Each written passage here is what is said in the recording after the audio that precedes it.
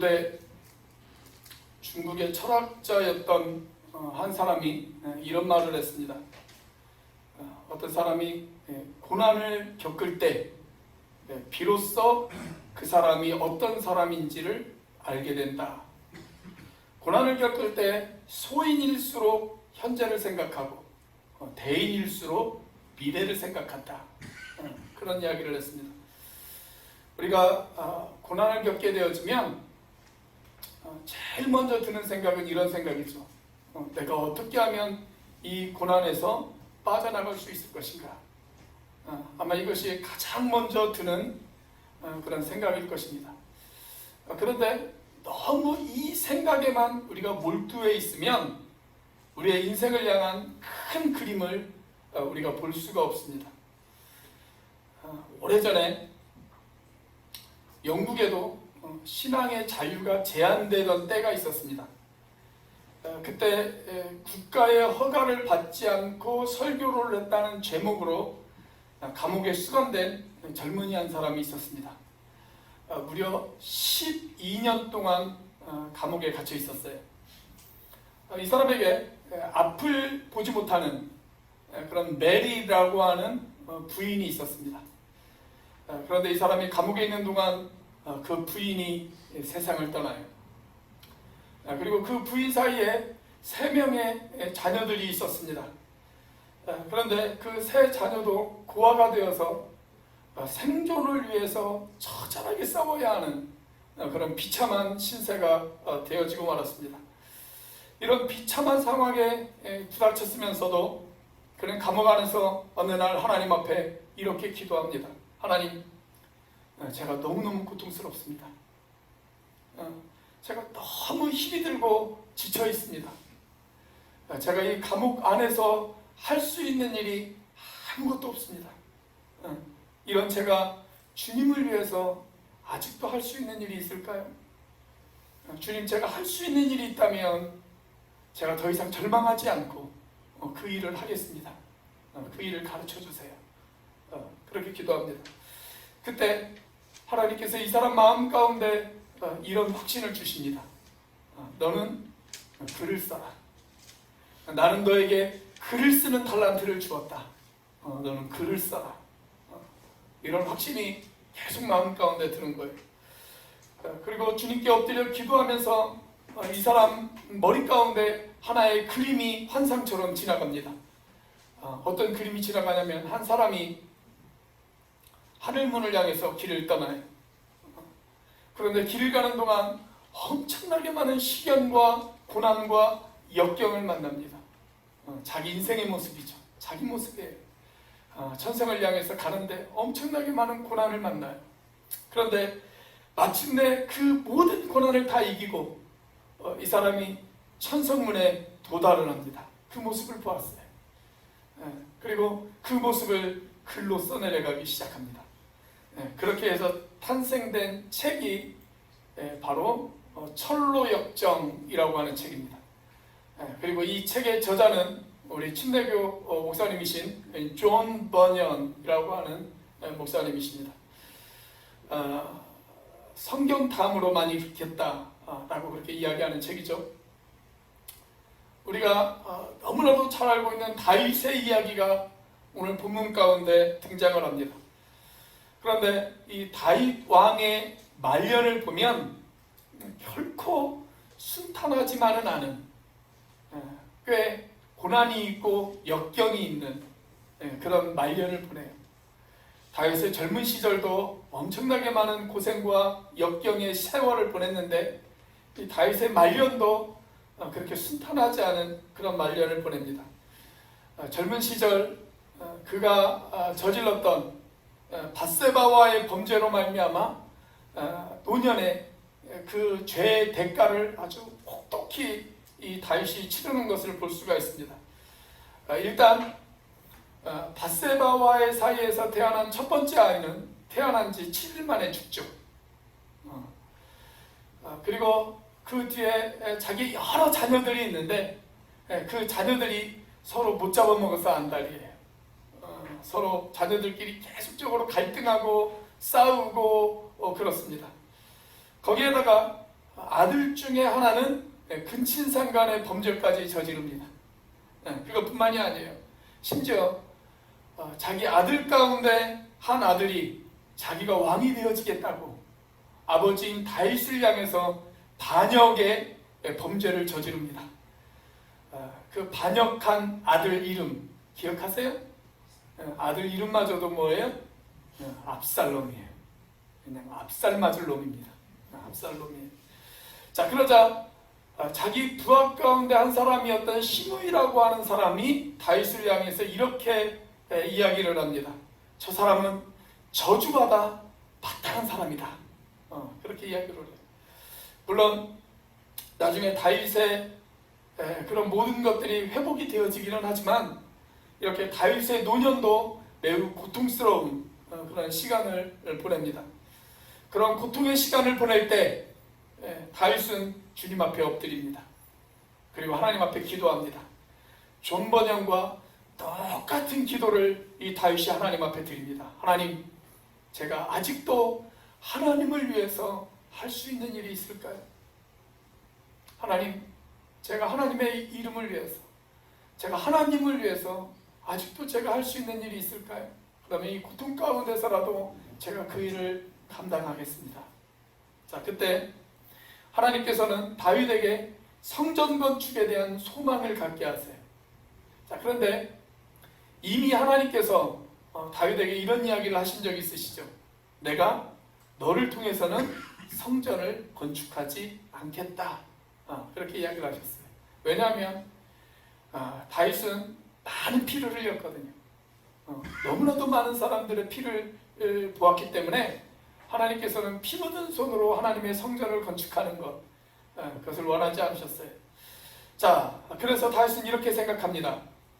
비록 나는 성전 건축을 하지 못하지만 내 아들 솔로몬이 내 뒤를 이어서 왕이 되어졌을 때 그 아들이 성전 건축을 할 수 있도록 내가 준비를 해놓겠다.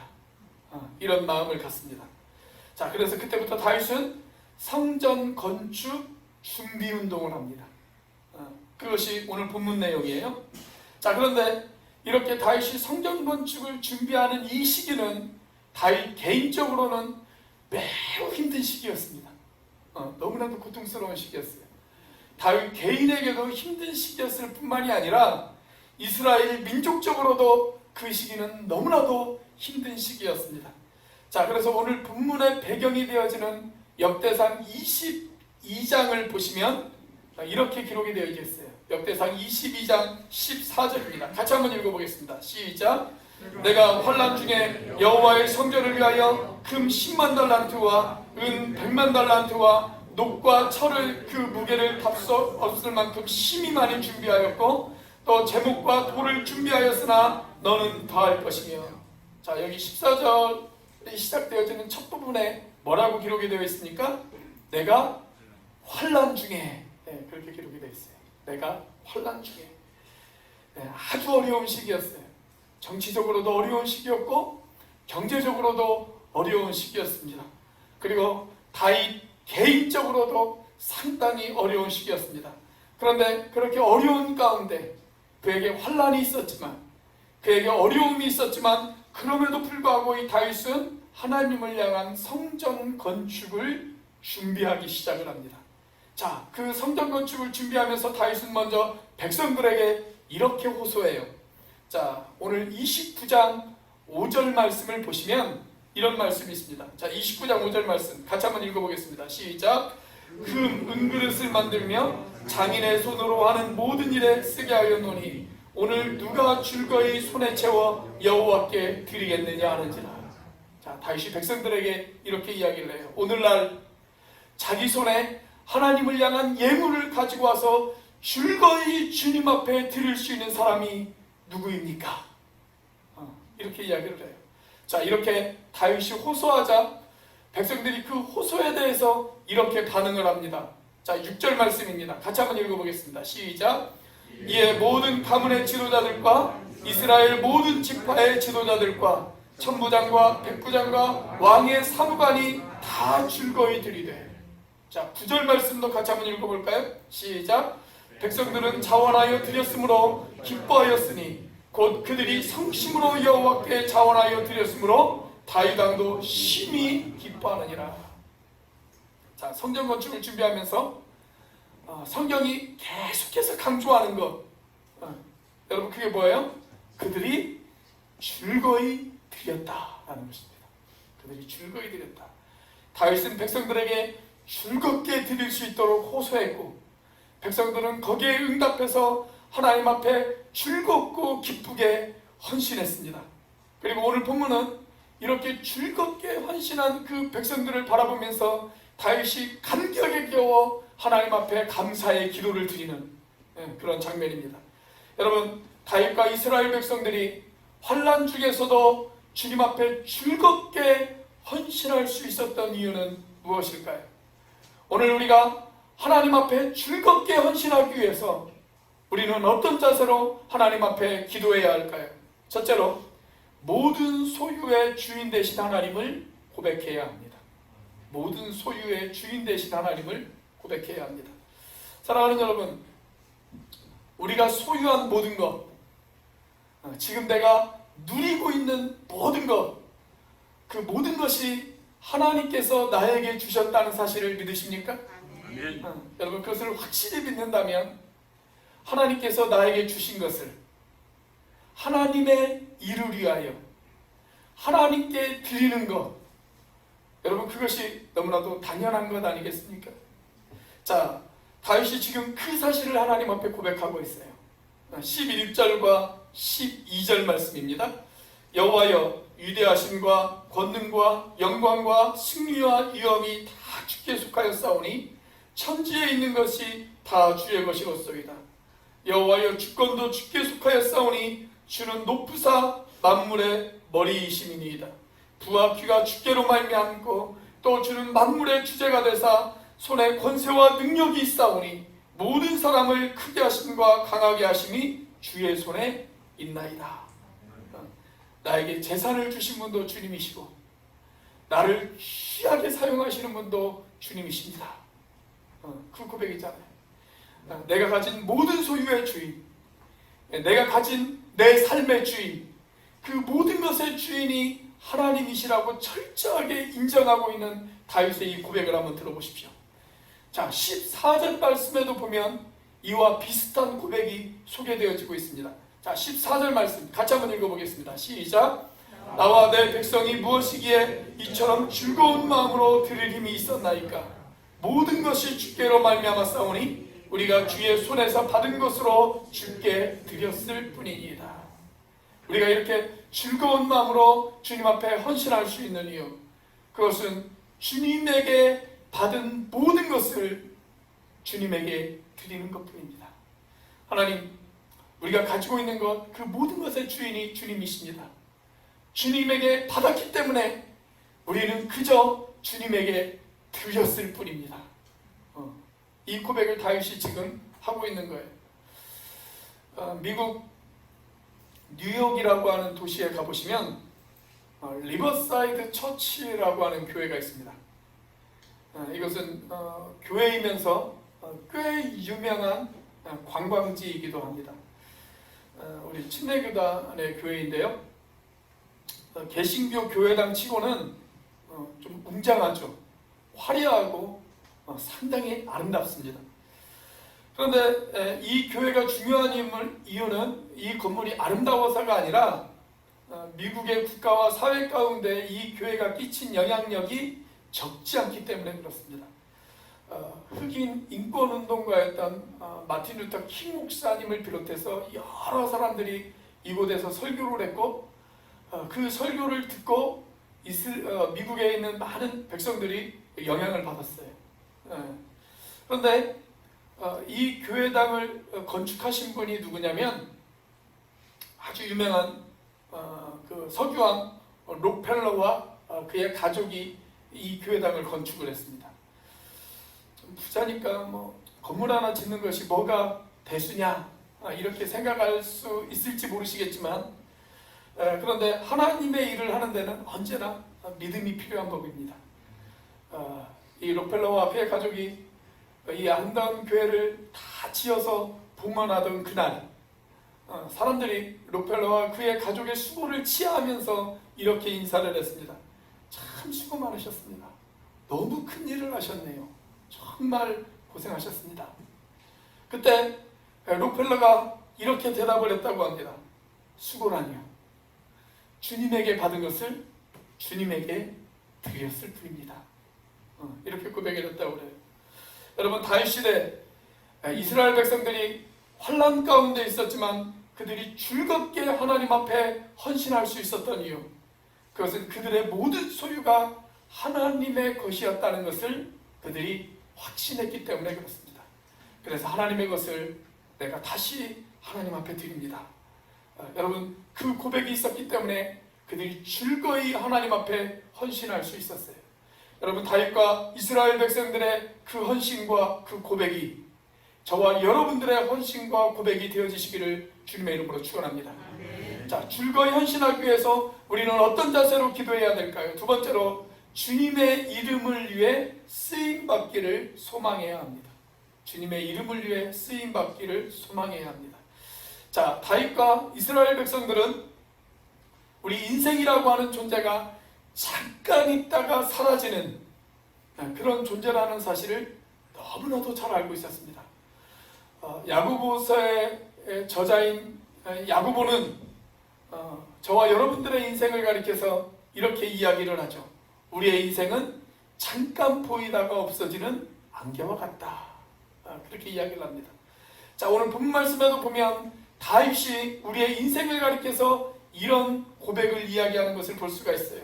자, 15절 말씀 같이 한번 읽어보겠습니다. 시작. 우리는 우리 조상들과 같이 주님 앞에서 이방 나그네와 거류민들이라. 세상에 있는 날이 그림자 같아서 희망이 없나이다. 저와 여러분들의 인생을 가리켜서 뭐라고 이야기를 하고 있습니까? 그림자와 같다. 그렇게 이야기를 합니다. 그림자와 같다. 여러분, 우리는 잠깐 있다가 없어지는 안개와 같은 존재이고 또 그림자와 같은 그런 존재입니다. 그런 이야기를 들으면 대부분 사람들이 생각하는 가장 보편적인 반응은 이런 것입니다. 그래, 인생이란 짧은 것인데 이 짧은 인생을 살면서 나는 과연 무엇을 남기고 갈 것인가? 그런 것을 생각하기 마련이에요. 그래서 사람들은 자기 이름을 남기고 가고 싶어서 몸부림을 칩니다. 우리나라에는 오죽하면 그런 속담도 있죠. 여러분들이 잘 아시는 속담, 무슨 속담입니까? 호랑이는 죽어서 가죽을 남기고 사람은 죽어서 이름을 남긴다. 뭐 그런 속담이 있잖아요. 짧은 인생인데 이 짧은 인생을 살다 가면서 자기 이름을 남기고 가야 되겠다라고 하는 그 집착이 우리나라 사람들에게는 상당히 대단한 것 같아요. 꽤 오래전의 일인데 몇 년 전의 일이에요. 10년도 더 된 이야기 같은데 제가 어느 날 신문을 보다가 그런 기사를 한번 본 적이 있어요. 어떤 청년이 방화를 저질렀어요. 불을 냈어요. 그래서 경찰에 잡혔습니다. 이 청년이 왜 화재를 저질렀는지 그것을 조사를 하다가 이 청년이 이렇게 이야기를 했다고 그래요. 그렇게 불을 내서라도 내 이름이 신문에 한번 나오는 것을 내가 보고 싶었다. 그게 불을 낸 이유래요. 자기 이름이 신문에 나는 것을 원해서 불을 냈다고 하는 거예요. 제가 아는 분이 스위스를 다녀오신 분이 계십니다. 스위스에 가보시면 융프라우라고 하는 아주 아름다운 산이 있어요. 얼음산이 있어요. 얼음산.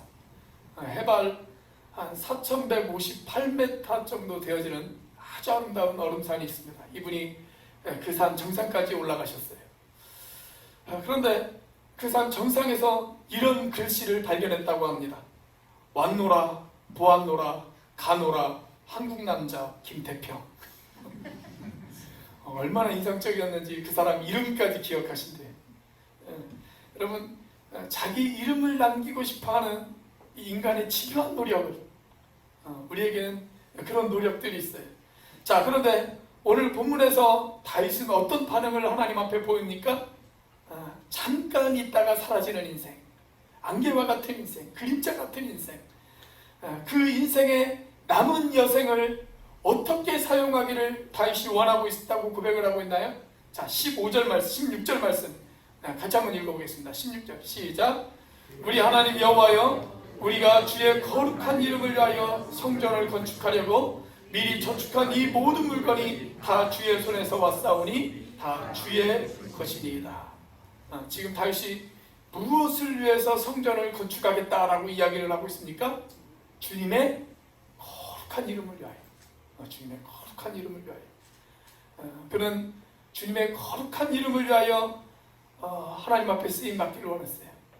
자기 이름을 남기기 위해서 하나님 앞에 쓰임받기를 원한 것이 아니라 주님의 이름을 위하여 자신의 남은 여생이 하나님 앞에 쓰임받기를 원했습니다. 일본의 아주 유명한 신앙인인 우치무라 간조라고 하는 사람이 자신의 묘비에 이런 글을 남겨달라고 유언을 남겼다고 그러죠. 나는 일본을 위하여, 일본은 아시아를 위하여, 아시아는 세계를 위하여, 세계는 그리스도를 위하여. 그는 평소에도 자기의 제자들에게 이것을 강조했다고 그래요. 여러분, 우리가 자기만을 위해서 살아가는 사람, 우리가 그 사람을 가리켜서 뭐라고 이야기를 하냐면 이기주의자라고 그렇게 이야기를 하죠. 이런 사람들은 삶의 폭이 좁아요. 자기만을 위해서 살아가요. 그래서 삶의 폭을 좀 넓힐 줄 알아야 돼요. 자, 삶의 폭을 조금 넓혀서 다른 사람들을 위해서 살아가는 사람들, 우리가 그 사람들을 가리켜서 뭐라고 이야기를 합니까? 이타주의자라고 그렇게 이야기를 합니다. 그런데 이것도 삶의 폭이 좁을 수가 있어요. 삶의 폭을 조금 더 넓혀야 돼요. 그래서 어떤 사람들은 자기 민족을 위해서 살아갑니다. 자기 민족을 위해서 자신의 목숨까지도 내어던지는 그런 사람들이 있어요. 그런 사람들을 가리켜서 우리는 뭐라고 이야기를 하냐면 민족주의자다라고 그렇게 이야기를 합니다. 그런데 이것도 여전히 폭이 좁을 수가 있습니다. 지금도 자기 민족만을 생각하는 그 이기주의 때문에 민족과 민족 간의 전쟁이 끊어지지 않는 그런 시대에 우리가 지금도 살아가고 있잖아요. 그래서 폭을 조금 더 넓혀야 돼요. 어떤 사람들은 세계를 위해서, 온 인류를 위해서 그렇게 살아가는 사람들이 있어요. 그 사람들을 가리켜서 우리는 뭐라고 이야기를 하냐면 휴머니스트다라고 그렇게 이야기를 합니다. 그런데 그것도 좁을 수 있습니다. 그것도 폭이 좁을 수 있어요. 자, 그렇다면 우리는 어떻게 살아가야 될까요?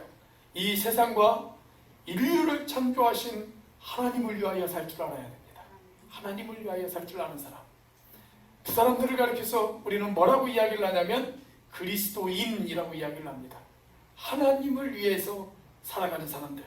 사랑하는 여러분, 여러분들이 그리스도인이시라면 여러분들이 무엇을 위해서 살아야 될까요? 마땅히 하나님의 영광을 위하여, 그리고 하나님의 이름을 위하여 그렇게 살아가시는 저와 여러분들이 되어야 되지 않겠습니까? 여러분, 다윗이 성전 건축을 열망했다는 것, 그것은 이 다윗이 건물 자체에만 의미를 부여했기 때문이 아닙니다. 우리는 종종 건물 자체에만 의미를 부여할 때가 있어요. 자, 그런데 다윗이 왜 성전을 지으려고 했을까요? 아름답고 화려한 건물을 지어서 거기에 자기의 이름을 새겨넣기 위해서, 대대로 자기의 이름을 자랑하기 위해서 다윗이 성전을 건축하려고 했을까요? 여러분, 그것이 아니라 다윗이 성전을 건축하려고 했던 것은 그 성전 안에서 행해지는 일들, 그 성전 안에서 이루어지는 일들, 그 일들이 하나님의 영광을 위한 것이고 하나님의 이름을 위한 것이기 때문에 그렇습니다. 거기에서 하나님의 말씀을 배우고 그곳에서 하나님을 만나고, 그래서 그 말씀을 통하여 그들의 삶이 변화되어지고, 그리고 거룩한 하나님의 역사에 동참하는 것, 그것이 바로 하나님을 위한 일이었고 하나님의 이름을 위한 일이었다는 것을 다윗이 잘 알았기 때문에 그렇습니다. 그래서 다윗은 이렇게 고백합니다. 우리 하나님 여호와여, 우리가 주님의 거룩한 이름을 위하여 이 성전을 건축하기를 원합니다. 하나님, 그래서 주님의 영광을 위하여, 주님의 그 거룩한 이름을 위하여 주님께서 우리에게 주신 것을 우리가 주님께 기쁨으로 드릴 수 있었습니다. 이렇게 고백합니다. 여러분, 우리가 이 땅에서 집착하는 모든 것들은 썩어 없어질 것들입니다. 그것들은 잠깐 있다가 사라지는 것들입니다. 저는 저와 여러분들이 그렇게 잠깐 있다가 사라지는 것들에 집착하는 인생이 아니라 영원한 하나님의 영광을 위해서 쓰임받기를 소망하는 그런 인생이 되시기를 주의 이름으로 축원합니다. 저와 여러분이 그런 삶이 되시기를 바랍니다. 자, 즐거 현신하기 위해서 우리는 어떤 자세를 기도해야 될까요? 마지막 세 번째로 보다 가치 있는 일에 쓰임받기를 도전해야 합니다. 보다 가치 있는 일에 쓰임받기를 도전해야 합니다. 자, 다시 한번 강조를 드리지만 성전 건축에 있어서 중요한 것은 건물 자체가 아닙니다. 여러분, 건물을 아무리 화려하게 지어놨다고 하더라도 만약에 그 건물 안에서 하나님이 기뻐하시는 일을 행하기보다는 하나님이 슬퍼하시는 일을 행한다고 한다면 여러분, 그 건물은 아무런 의미가 없어요.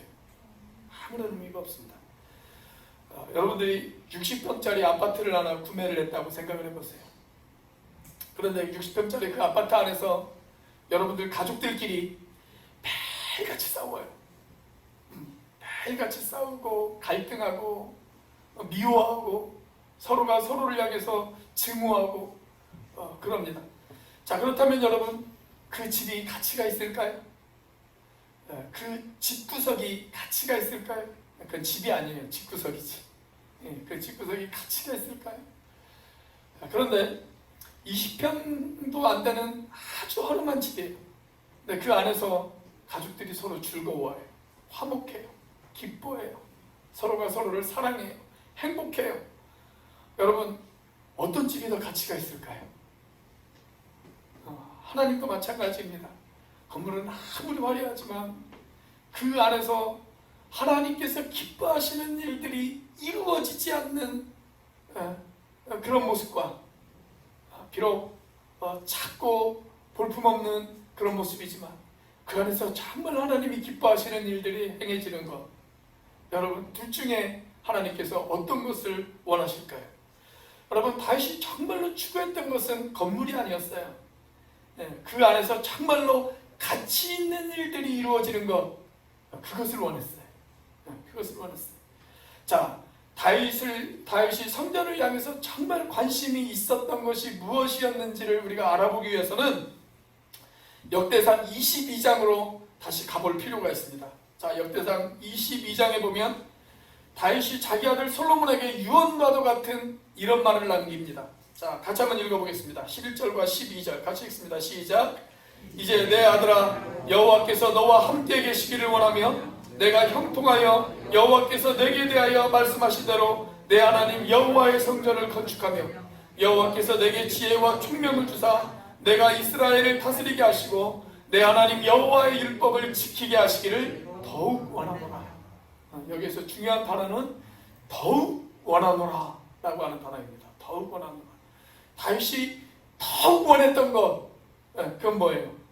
성전을 짓는 것보다 다윗이 더욱 원했던 것, 그것은 뭐냐면 그 성전 안에서 이스라엘 백성들이 그리고 자기의 아들 솔로몬이 그곳에서 하나님 앞에 예배하고 하나님의 율법을 사랑하고 하나님의 율법을 배우고 그 율법대로 살아가고 그 율법을 지키고 그렇게 살아가는 것, 그것을 다윗이 더욱 원했다는 거예요. 더욱 원했다. 이런 다윗의 소원은 오늘 본문에서도 계속되어집니다. 자, 오늘 본문 19절 말씀입니다. 같이 한번 읽어보겠습니다. 시작. 또 내 아들 솔로몬에게 정성된 마음을 주사 주의 계명과 권명과 율례를 지켜 이 모든 일을 행하게 하시고 내가 위하여 준비한 것으로 성전을 건축하게 하옵소서 하였더라. 다윗의 궁극적인 관심, 그것은 이 성전 안에서 말씀을 배우고 말씀을 사랑하고 말씀 가운데 그들이 견고하게 세워지는 것, 그것을 보고 싶었다는 거예요. 나는 그것을 보고 싶다. 우리 민족이 그렇게 되어지는 것을 나는 보고 싶다. 그 가치 있는 일을 위해서 다윗이 즐겁게 헌신했다 라는 것입니다. 사랑하는 여러분, 가치 있는 것은 그냥 이루어지지 않습니다. 모든 아름다운 것, 모든 가치 있는 것, 모든 보람 있는 것, 그건 저절로 이루어지지 않아요. 그것을 이루기 위해서는 눈물이 있어야 되고 희생이 있어야 되고 땀이 있어야 되고 헌신이 있어야 돼요. 헌신하지 않고 가치 있는 일들이 저절로 이루어지지 않습니다. 유명한 영국의 사상가 가운데 토마스 칼라일이라고 하는 사람이 있습니다. 그의 평생 소원이 있었는데 그게 뭐냐면 프랑스 혁명사를 쓰는 것이었습니다. 아니 미래 일도 아니고 현재 일도 아니고 왜 과거 일을 기록하는데 평생 소원으로 그가 삼았을까? 그의 관심은 과거에 있지 않았어요. 이 프랑스 혁명사를 기록함으로 인해서 다시는 유럽 땅에 피비린내 나는 역사가 되풀이되어지지 않기를 그가 바랬던 것입니다. 자, 그래서 거의 10년간 온갖 정성을 다들여서 그가 프랑스 혁명사를 써내려가기 시작합니다. 자, 그리고 10년 만에 드디어 원고를 완성했어요. 원고를 완성해서 자기의 아주 친한 친구였던 존 스튜어트 밀리라고 하는 자기 친구에게 그 원고를 보냈습니다. 그 당시에는 뭐 지금처럼 복사기가 있는 것도 아니고 컴퓨터에 저장할 수 있는 것도 아니잖아요. 그러니까 원고의 원본이자 유일한 원고를 자기 친구에게 보냈어요. 그 원고를 읽어보고 어디 혹시 수정해야 될 것이 있거나 그런 것이 있으면 좀 검토를 해달라 라는 목적으로 자기 친구에게 그 원고를 보냈습니다. 자, 그 친구가 그 원고를 받아들고 소파에 앉아서 원고를 쭉 읽어보다가 그만 깜빡 잠이 들었어요. 원고가 바닥에 떨어집니다. 막 흩날리기 시작을 해요. 소파에서 잠깐 잠이 들다가 이 친구가 잠에서 깨어났어요. 잠에서 깨보니까 원고가 바닥에 질비하게 널브러져 있거든요. 근데 너무 피곤했어요. 내일 아침에 일어나서 이 원고를 다시 정리해야 되겠다 라고 생각하고 방으로 들어가서 침대에 누워서 자버렸습니다. 자, 그 다음날 아침 평소보다 일찍 청소하기 위해서 방 안으로 들어온 하녀가 소파 옆에 종이가 잔뜩 널브러져 있는 것을 발견했어요. 창문까지 열려 있어서 바람에 날려서 거실이 완전히 엉망이었습니다. 이 하녀가 오늘따라 무슨 쓰레기가 이렇게 많지? 라고 생각을 하고 그 모든 종이를 다 모아서 불에다가 집어넣어 버렸어요. 10년 동안의 수고가 한순간에 잿더미가 되어져 버렸습니다. 여러분 얼마나 실망했을까요?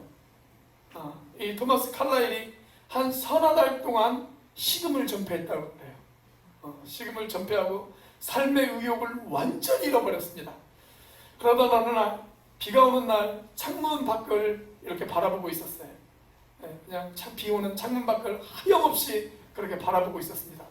잠시 뒤에 비가 그쳤습니다. 자, 비가 그치자 자기 집 앞에 새로 집을 짓는 공사 현장이 하나 있었거든요. 비가 올 때는 그 비를 피해서 인부들이 다 사라져서 모습이 보이지 않았는데 비가 그치니까 인부들이 하나씩 둘씩 다시 나타나기 시작을 했어요. 그 인부들이 차곡차곡 벽돌을 쌓아 올라가기 시작을 합니다. 그 벽돌 쌓는 장면을 유심히 이렇게 관찰을 했어요. 그런데 벽돌을 쌓는데 아마 벽돌이 좀 마음에 안 들었던 것 같아요. 그러다 이 벽돌 쌓는 일꾼들이 벽돌들을 다시 끄집어냅니다. 다 드러내요. 그리고 다시 쌓기 시작을 해요. 자, 그 모습을 보더니 이 토마스 칼라일이 자기 무릎을 탁 치면서 이렇게 이야기를 했다고 그래요. 그래, 한 채의 집을 짓기 위해서도 저렇게 정성스러운 노력이 필요하다면 유럽의 역사를 다시 일으켜 세우는 일에 내가 다시 땀을 흘리지 않을 이유가 어디에 있겠는가?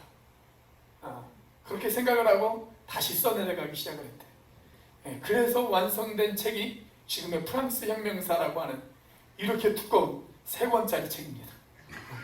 3권짜리 책이. 여러분, 가치 있는 일은 그냥 이루어지지 않아요. 헌신이 있어야 돼요. 수고가 있어야 돼요. 노력이 있어야 돼요. 땀이 있어야 돼요. 그래야 가치 있는 일들이 이루어질 수가 있습니다. 실로 오랜만에 2명의 친구가 만났습니다. 2명의 친구가 만나서 자기가 지금까지 살아온 인생 이야기를 나누기 시작을 합니다. 살아온 이야기들을 나누고 그러다가 서로 가정 이야기를 나누고, 그러다 이야기는 어느덧 자식들 이야기까지 나오게 되어졌습니다. 한 친구가 묻습니다. 자네 자식은 있나? 하고 물어요. 그럼 있지. 나에겐 아들이 하나 있는데 이 아들 녀석에게 돈이 얼마나 들어가는지 모르겠네. 어렸을 때는 자전거를 사달라고 해서 자전거를 사주었지.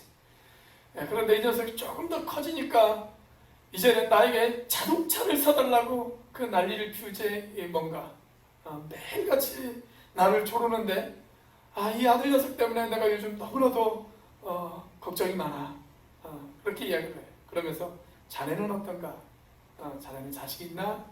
그렇게 물어요. 자, 그러자 질문을 받은 이 친구가 대답도 안 하고 가만히 있더래요.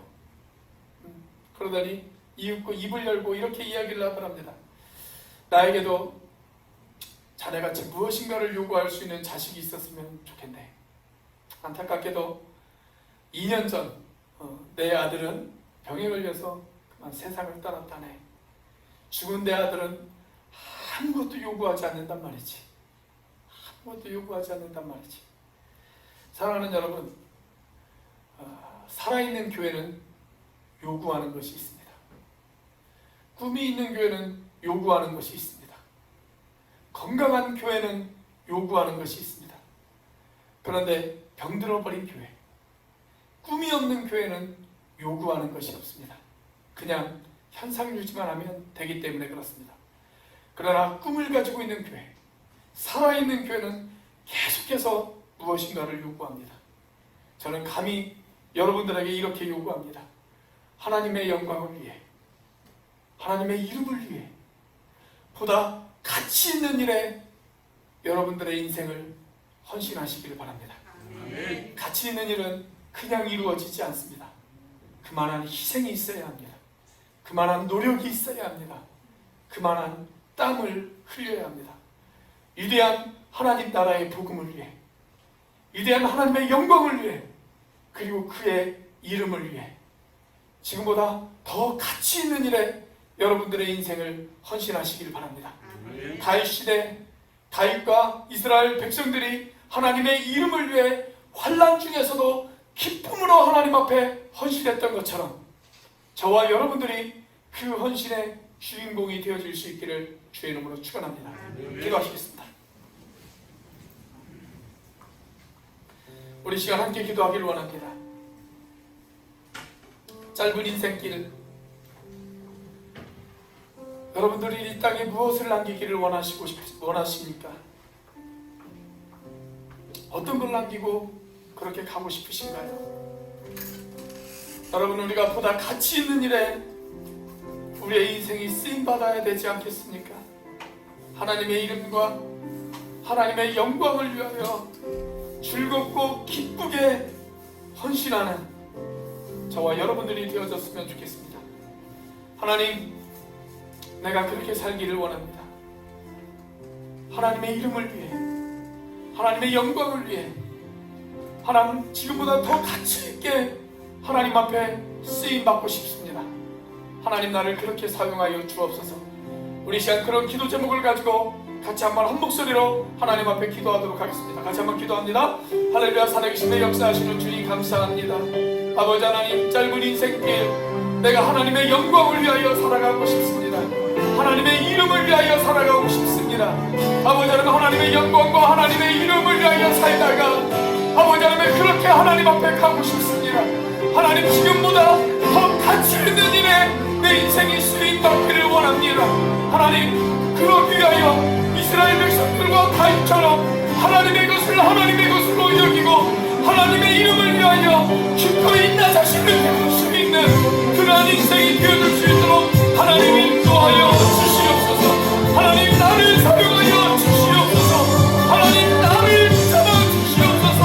하나님, 나의 것이 하나님의 것임을 깨닫고 하나님 앞에 더욱 쓰임받는 인생이 되어지기를 원하오니, 오 하나님, 나를 잡아 주시옵소서. 주님 것을 내 것이라고,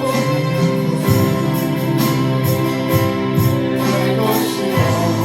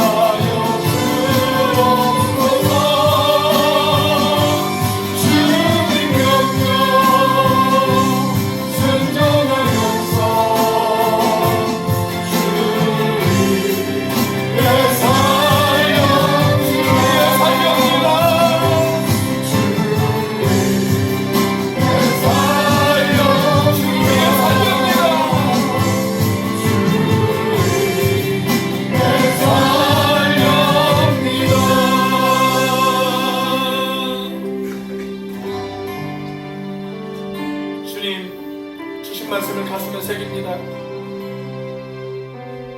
환난 가운데도 즐거이 하나님 앞에 헌신했던 다윗과 이스라엘 백성들의 그 헌신이 이 시간 나와 우리의 헌신이 되어줄 수 있도록 인도하여 주시옵소서.